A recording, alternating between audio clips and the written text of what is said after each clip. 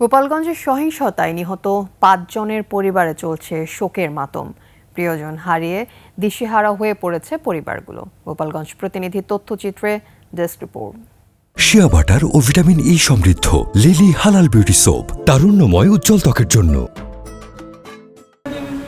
ছেলেকে হারিয়ে দীপ্তর মা পাগল প্রায় দিশেহারা হয়ে খুঁজে বেড়াচ্ছেন ঘরের এপাশ থেকে ওপাশে। বারবার ছুঁয়ে দেখছেন ছেলের জামা কাপড়। আমার ঘরের ছেলে দোকানে খায়, বাড়ি খায়, দোকানদারি করে, ব্যবসা করে, বাড়ি থাকে, স্কুল করে চলে আসে। নিহত মোবাইল ব্যবসায়ী সোহেল মোল্লার পরিবারেও শোক আর আহাজারি।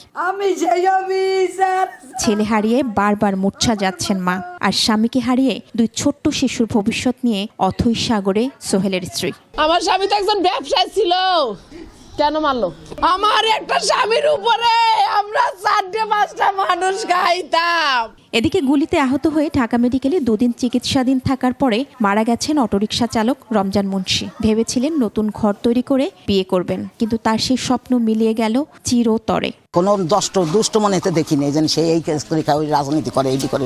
প্রশাসন বলছে এসব ঘটনায় তদন্ত চলছে, আর পরিবারগুলোর প্রশ্ন, কেন তাদের প্রিয়জনকে গুলি করা হলো। মহিমা পলি, ডেস্ক রিপোর্ট, 21 টেলিভিশন।